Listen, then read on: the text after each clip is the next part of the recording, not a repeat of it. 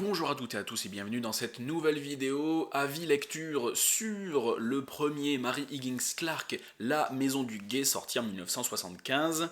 Et croyez-moi, il accuse son âge. Ça a été une lecture quand même assez compliquée, alors que je n'ai pas aimé. Mais que je peux comprendre qu'on puisse avoir aimé. D'ailleurs, pour les habitués, vous avez vu, j'ai dit vidéo avis lecture, je vais arrêter d'appeler ça un retour de lecture, parce que finalement le terme ne me plaît plus, je trouve ça peut-être finalement fastidieux pour les gens. YouTube ne met peut-être pas en avant les vidéos qui s'appellent retour de lecture, c'est peut-être pas assez clair, et c'est pas en adéquation avec ce que font tous mes autres petites et petits camarades, donc je vais appeler ça des avis lecture. Je peux pas appeler ça un bilan lecture parce que je ne vous parle que d'un seul livre, donc ce sera maintenant des vidéos avis lecture. C'est mieux que retour de lecture. Dites-moi ce que vous en pensez dans les commentaires, mais je pense faire comme ça et renommer toutes mes anciennes vidéos avis lecture, on sait jamais, ça peut avoir un petit boost de vue. Moi je dis pas non. Enfin bref, ce premier roman de Mary Higgins Clark, La Maison du Guet, sorti en 75, je vais te faire un petit résumé à ma sauce avant de te donner mon avis. Donc nous sommes avec Nancy Eldridge qui vit à Cape Cod sur la côte ouest des États-Unis. Donc je suis désolé pour les mauvaises prononciations si jamais je fais des mauvaises prononciations, on sait jamais. Hein. Donc moi je dis Cape Cod, c'est peut-être Cape Cod, je ne sais pas, je la prononce à la française, pas à l'américaine. Et donc qui avant vivait en Californie, 7 ans plus tôt, mais qui a fui sur la côte ouest, loin de chez elle, pour fuir son passé, car en fait ses deux enfants sont morts et c'est elle qui a été soupçonnée du meurtre, voire même accusée du meurtre. Il y a eu on va dire un schmilblick judiciaire qui fait qu'elle n'a pas été reconnue coupable, elle n'a pas été arrêtée, et donc elle en a profité pour fuir dans un autre état, sur la côte ouest des États-Unis, pour refaire sa vie avec Ray Eldridge, qu'elle a épousé, et avec qui elle a eu deux nouveaux enfants. Donc ses premiers enfants, ceux qui sont morts, s'appellent Peter et Lisa, si je dis pas de bêtises, et ses nouveaux enfants, donc qui ont genre 5-6 ans et la petite de 3 ans, donc un garçon plus grand qui doit avoir 5 ou 6 ans qui s'appelle Michael, et la plus petite qui s'appelle Missy. Et donc le problème c'est que là, à Cape Cod, elle a refait sa vie et tout, ses enfants un beau matin, vont disparaître. Et moi, elle va nous faire, alors déjà, mauvais point pour ma part, parce qu'en ce début de roman, comment ces enfants vont disparaître, elle va nous faire ce qu'on appelle une petite Grégory. Voilà, moi j'appelle ça une disparition à la Grégory. Alors je suis désolé pour la comparaison foireuse, mais c'est littéralement ça, c'est-à-dire la maman, donc ils sont chez eux, la maman leur dit qu'ils pouvaient aller jouer dans le jardin pendant qu'il fait beau, tant qu'il fait beau, parce qu'il y avait une tempête qui se préparait, elle me dit tant qu'il fait beau, allez prendre l'air un peu dans le jardin, moi je suis à l'étage, je fais les lits, je reviens. Ouais, exactement comme la mère de Grégory, elle a fait à l'époque. Elle l'a laissé jouer sur un tas de cailloux, et puis elle était à l'autre bout de la maison en train de faire son repassage. Alors là, c'est exactement pareil. Elle les laisse jouer dans le jardin, elle monte, elle fait les lits, elle fait la lessive, et une fois qu'elle a fini, elle retourne dans le jardin pour les récupérer, et pouf, ils étaient plus là. Donc la comparaison s'arrête là, hein, voilà. Et donc déjà j'étais en mode putain, déjà très mauvaise idée, après faut pas se plaindre que les enfants disparaissent, moi j'en suis désolé. Après, déjà on va parler de l'écriture. Donc voilà, le résumé on en est là. Ces enfants disparaissent, elle a eu son passé difficile, elle a refait sa vie, voilà. Donc déjà ce qui m'a frappé en tout premier lieu, on va parler du style d'écriture qui m'a paru extrêmement froid, mais très très descriptif, mais dans le mauvais sens du terme. Ça me paraissait. Alors j'ai pas tellement de mots, j'ai trouvé ça assez inhumain, sans sentiment, dans le sens où on n'a pas de description d'état d'esprit. En tout cas pour le premier quart du roman, c'est très froid, pas de description de sentiment ni d'état d'esprit, c'est très robotique. J'ai trouvé ça très robotique, très inhumain, très froid, sans sentiment, et ça m'a quand même frappé. On nous décrit le passé de Nancy, on nous décrit la ville, on nous décrit la maison du Guet, qui est une grande maison qui appartient au mari de Nancy. Enfin, il me semble que c'est ça. Parce que je l'ai fini hier soir, je l'ai aussi tout oublié. J'ai été pressé d'en finir. Et j'ai trouvé ça très... Enfin, je sais pas, j'ai pas aimé ce style. J'ai trouvé très... Ouais, ça manque de ce petit truc qui fait que j'aurais pu être plongé dedans. Et, et l'histoire, pour parler de l'histoire, les ficelles sont... Donc je n'ai pas aimé, les ficelles sont extrêmement grosses. Après, c'est un roman qui date de 1975, donc il accuse son âge. Je peux comprendre que les défauts que je trouve qui je trouve sont des défauts aujourd'hui, à l'époque, c'était des choses qui n'avaient pas encore été faites ou qui n'étaient pas encore considérées comme des clichés en 75 quand c'est sorti. Alors je ne sais pas si à l'époque ça a eu son succès, mais moi je me dis, c'est sorti en 75, je sais plus en quelle année est morte Agatha Christie, mais c'était dans les années 70. Quand on a une Agatha Christie qui était déjà dans les années 70 connue mondialement, euh, je sais pas moi, il y a des clichés, il y a des codes qu'on ne peut plus forcément reproduire aussi grossièrement, tu vois. Et quand on nous met une mère qui déjà est à moitié tarée parce elle est folle, cette femme-là, elle est complètement folle, elle est complètement illogique, elle ne réagit pas comme une mère qui a perdu ses enfants, tu vois.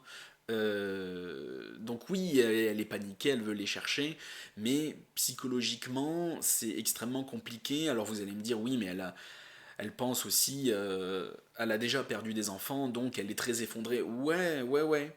Mais j'ai trouvé ça quand même trop. C'est beaucoup trop. Ça relève de la psychiatrie, carrément. C'est pas juste qu'elle est effondrée, c'est littéralement un problème mental. Cette fille est extrêmement fragile et ça se ressent. Elle ne sait pas comment gérer les choses. C'est très. Enfin, je sais pas, ça m'a gêné. Ça m'a gêné. Et ça fait le deuxième roman de suite qui traite de la disparition d'enfants, parce que Les Chiens de Détroit, c'est aussi des disparitions d'enfants. C'était pas fait exprès, hein, voilà, tant que j'y pense. Mais j'en ai soupé des disparitions d'enfants, là, vraiment. Et tout son entourage eh ben, ne l'aide pas vraiment, je trouve. Ils veulent la mettre à l'écart tout le temps, alors qu'elle a besoin d'être sur le devant de la scène. J'ai trouvé ça extrêmement frustrant.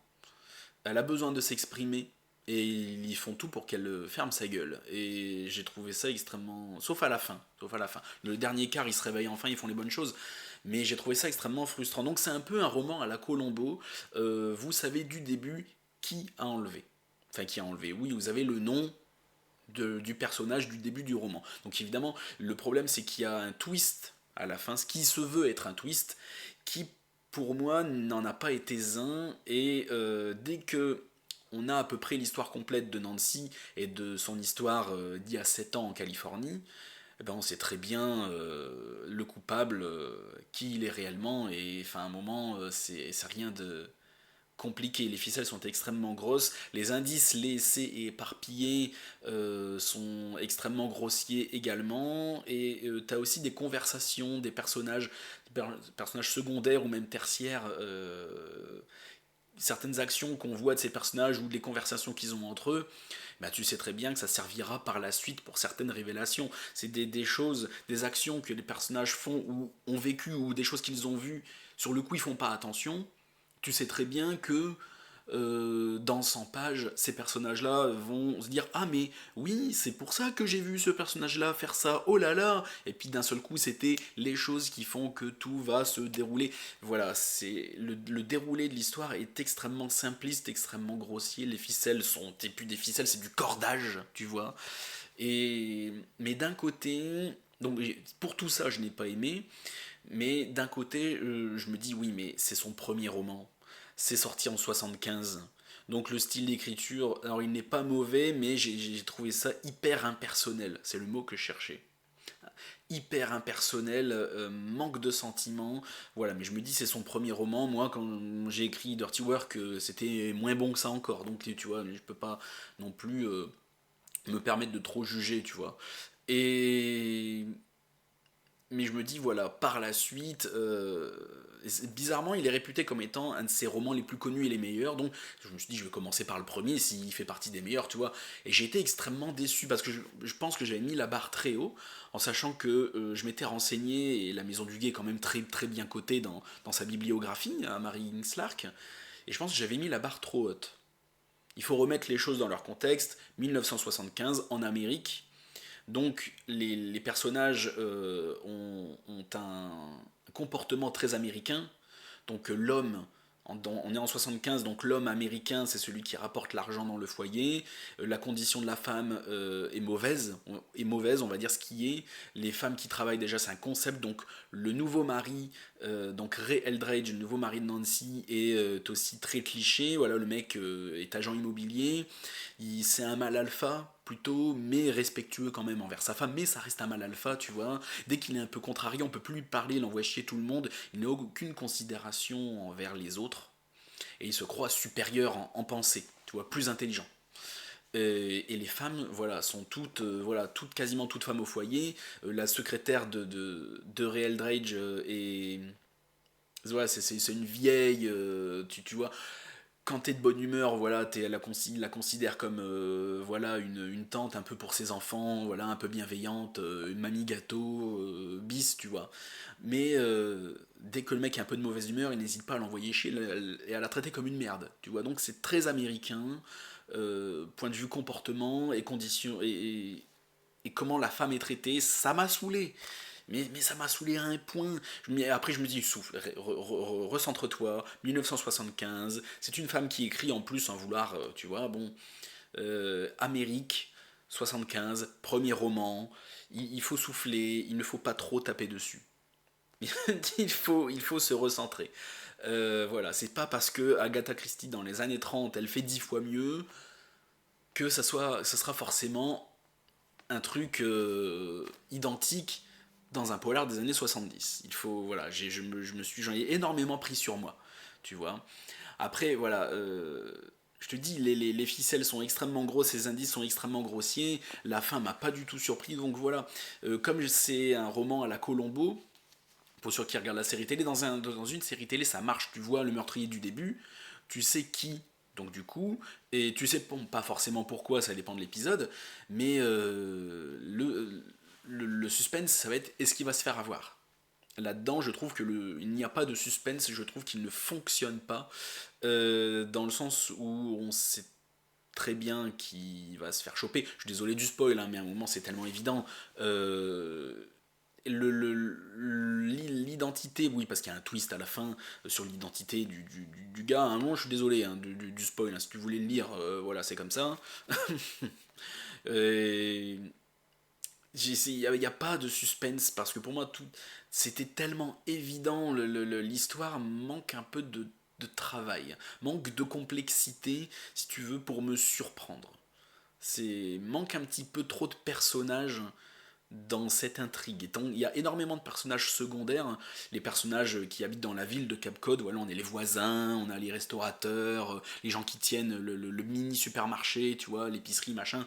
Donc, oui, ça manque pas de personnages, mais ça manque de personnages dans l'intrigue principale, vraiment. Pour qu'il n'y a pas assez de suspects et de personnages susceptibles d'avoir fait le coup. Ce qui fait qu'on a un cercle de personnages restreint, donc il n'y a pas de suspense parce que tu sais pertinemment que ça va être un de ces personnages-là. Et voilà. Donc ça manque de suspense, et donc pour deviner le pourquoi du comment et le qui a fait quoi à quel moment, et c'est pas compliqué. Parce que la route est toute tracée. Ça ne va toutefois pas m'empêcher de lire la suite, parce que Mary Higgins Clark a écrit 50 romans, elle a été connue, reconnue, voilà. Je souffle, je ferme les yeux, je respire, et je me dis 1975, premier roman, Amérique. Voilà. On va lire le deuxième qui, je crois, est La Nuit du Renard, hein, si je ne dis pas de bêtises. Donc tu peux me rectifier dans les commentaires, mais courant de la semaine, là, je vais à une boîte à livres qui est près de chez moi. Donc j'étais avec un ami et je commence à lui dire que j'ai pas aimé, que l'intrigue est pas ouf. Enfin bref, je lui dis mes premières impressions, j'avais lu la moitié du roman. Et il y avait une petite dame devant moi avec son mari, deux anciens profs à la retraite, bon c'est tout. Et elle se retourne, elle a fini de regarder dans la boîte à livres qui était bien pleine. Et elle se retourne, elle me dit alors comme ça vous aimez pas Mary Higgins Clark. Elle me dit lequel vous lisez. J'ai dit bah La Maison du Guet. Elle me dit oh franchement, vous commencez pas par le meilleur, vous aurez pu commencer par La Nuit du Renard. Je me suis fait limite engueuler parce que j'ai commencé par La Maison du Guet, alors que j'aurais dû commencer par La Nuit du Renard. D'accord. Tu comprends un peu la dinguerie. Tu vois, la dame, elle en revenait pas. Mais pourquoi tu commences par ça? Je me suis fait engueuler. dans la rue par une inconnue. T'as vu? Et je lui dis, mais oui, mais moi je commence par le premier roman et je lis dans l'ordre chronologique de sortie. Elle me regarde, elle fait, comme ça, je me fais juger par une vieille. Je lui dis, vraiment, calmez-vous. Donc je dis non, donc il me semble que le second roman c'est La Nuit du Renard, donc on va lire La Nuit du Renard. Et on va kiffer parce qu'apparemment c'est son meilleur roman. Selon cette dame, c'est le meilleur. Donc on va suivre les conseils de cette dame, on va lire La Nuit du Renard, je ne sais pas quand. Je ne peux pas vous dire. De toute façon, maintenant, chaque début de mois, je fais aussi sur Instagram. Je verrai si je le fais aussi en shorts sur YouTube. Vous me direz si pour vous c'est pertinent de faire un shorts sur YouTube. Parce que je vais pas faire une vidéo, c'est idiot. Juste pour dire ma palle du mois. Les livres que je vais lire pour le mois qui vient. Comme ça, vous saurez à quoi vous attendre comme avis lecture, tu vois. Donc merci à tous d'avoir regardé cette vidéo jusqu'au bout. N'hésite pas à me dire si voilà, le nouveau cadrage, le nouveau fond te va. Oui, parce que j'ai investi dans un trépied avec une grosse lumière, un truc d'influenceur à 10 balles. Mais au moins, je peux avoir un fond correct, un trépied qui va jusqu'à 1,90 m. Donc c'est beaucoup mieux, avec une lumière que peut-être qui est mieux. N'hésite pas à me donner tes observations dans les commentaires. Moi je prends toutes les bonnes observations que je peux prendre, positives comme négatives, tant que ça reste bienveillant. C'est pour me faire avancer, voilà. C'est pour votre confort, à vous aussi, avant tout. Donc merci à tous, et à la prochaine chez Alistair pour La Lisière de Nico Takian.